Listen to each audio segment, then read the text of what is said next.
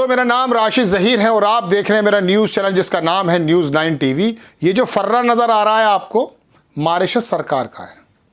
Mauritius के अंदर जो रेगुलेटर अथॉरिटीज़ हैं, जैसे हमारा सेबी वगैरह है, उसका ये पर्चा है, उसका ये नोटिस है। वहाँ एक कंपनी को बंद करने के लिए कह दिया है और कह दिया है कि साहब अपना सामान समेटो और बंद करो दुकान। कौन है वो? उसकी दो कंपनी, छोटी कंपनियों ने अडानी साहब की कंपनी में पैसा लगाया था। समझ में आ गई बात? अब मैं आपको जो खबर सुनाने आया हूं वो इंडियन एक्सप्रेस ने छापी है, आपकी स्क्रीन पर है, लेकिन आप बने रहिएगा 1 से 2 मिनट, 2.5 मिनट। बहुत इंटरेस्टिंग और ज़बरदस्त खबर है जो बतानी चाहिए थी सेबी को, डीआरआई को, ईडी को, आईडी को, आईटी को, उन्होंने नहीं बताई। पत्रकार सुपरमैन की तरह सारे काम कर रहे हैं।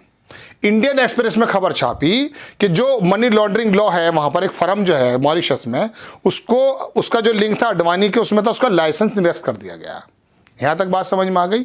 अब इस बात को यहां रोक दीजिए। बहुत टेरर से जुड़ी हुई खबर बता रहा हूं। देश में हमारे टेररिंग फंडिंग की बात बताने जा रहा हूं।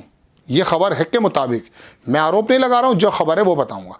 अब यहीं रोक दीजिए। 2 आदमियों का नाम सुना था, चैंग चुंग ली, एक वो यूएई का था। 2 आदमियों के बारे में अभी पीछे नाम आया था, भूल गए होंगे आप, क्योंकि धड़ा धड़ ऊपर करते चले जाइए, खबरें भूल जाओ। उन 2 लोगों ने बताया था कि अडानी के अंदर पैसा लगा है। उनकी कंपनी थी, उन्होंने बरमुड़ा में एक कंपनी में पैसा लगाया, वहां बहुत लोग लगाते हैं। उस कंपनी ने मॉरिशस की एक कंपनी में पैसा लगाया, उसने लगा दिया अडानी के यहां पैसा। समझ में आ गई दर्शकों बात? अब मैं आपको सबसे बड़ी बात दिखाना चाहता हूं स्क्रीन पर। ये जो वो नोटिस है, जिन्होंने कहा उस मॉरिशस की कंपनी को जिसने अडानी की कंपनी में पैसा लगाया कि बंद कर अपनी दुकान, इस पर 5 आरोप लगाए हैं मॉरिशस की रेगुलेटर अथॉरिटीज ने, जैसे हमारे यहाँ सेबी वगैरह होती है। अंग्रेजी में नाम पढ़ के नहीं सुनाऊंगा, कंफ्यूज हो जाओगे। सबसे नीचे आ जाओ, इसके अंदर पैराग्राफ 3.2 पूरी स्क्रीन पर है। 3.3 इसमें कहा code on the prevention of money laundering and terrorist financing. Terrorist financing, यह आरोप मॉरिशस की सरकार ने उस कंपनी पर लगाया है। क्या ऐसी कंपनी के आरोप के बाद भी हम बहुत सुकून से बैठ सकते हैं? जो कंपनी पर आरोप है टेररिस्ट फाइनेंसिंग का, वो हमारे देश की किसी अडानी अंबानी से वेलफेयर सोसाइटीज के माध्यम से 1500 लाख 50 आ जाएं, फौरन सोनिया गांधी का, राहुल गांधी के परिवार का नाम लगा देते हैं। यहाँ टेरर फाइनेंसिंग करती हुई एक कंपनी पर आरोप है मॉरिशस की सरकार का, उसका पैसा भारत में लगा हुआ है, तो क्या ये चिंता का विषय नहीं होना चाहिए? और ये इन्वेस्टिगेशन मुझ जैसे पत्रकार को करनी चाहिए, इंडियन एक्सप्रेस के लोगों को करनी चाहिए। आप लोग कौन है फिर? ये तनख्वाहें जो लेते हैं सारे तंत्र, सेबी, डीआरआई वगैरह, इस बात के लेते हैं कि जाके छत्तीसगढ़ में वहां पर चीफ मिनिस्टर के ओएसडी के घर पे जाकर बेटी की शादी का सामान टटोलोगे तुम? मतलब विपक्षी सरकारों पे जाके हमले करोगे, ईडीआर, आईडीआर, एडीआर, ओडी सारे। यहां कौन काम करेगा? आपका काम सिर्फ ये है कि जब सुप्रीम कोर्ट में आपको बुलाया जाएगा तो आप कहेंगे साहब मैं क्लीन चिट दे रहे हैं अडानी साहब को। क्लीन चिट देने का काम है आपका।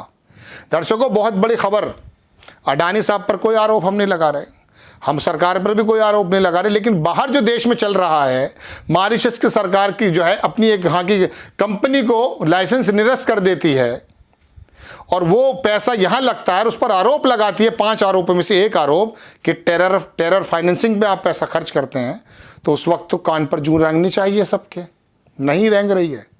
चूंकि ये रिश्ता क्या कहलाता है भाई, हिंडनबर्ग के बारे में तो समझ में आ गई बात, वो अपने फायदे के लिए काम करते हैं, लेकिन अगर वो करते भी हैं तो जो आरोप लगाएं क्या हुआ?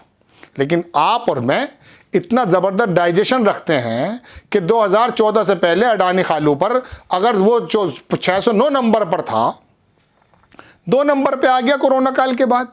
दुनिया में इतना मालदार वो आदमी हो गया, जब दुनिया की कंपनी बंद थी कोई फर्क नहीं पड़ता। वो हाइफा का एयरपोर्ट लेने के बाद ग्रीस का भी पोर्ट ले रहा है।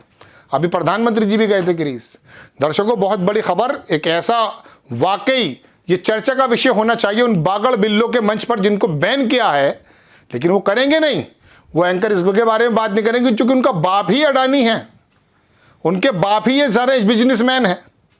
इनको जो करेंगे नहीं, कैसे कर सकते हैं? वहां का एनडीटीवी का संजय पुगलिया सोहित मिश्रा नाम के पत्रकार से, जो मुंबई का है, उससे यह कहता है कि राहुल गांधी की प्रेस कॉन्फ्रेंस में हंगामा कर दो।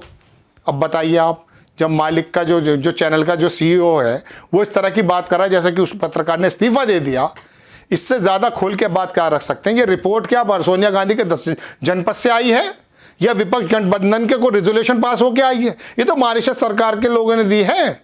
वहाँ पर लालू प्रसाद लड़के की कोई रिश्तेदारी नहीं है, वो तो बता रहे हैं।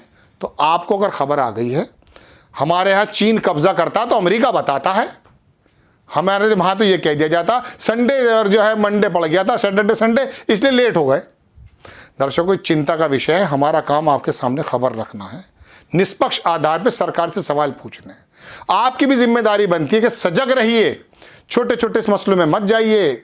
छोटे छोटे मसलों में लगा देंगे आपको आपकी असल जगह से, असल बात से नज़र हटाने के लिए।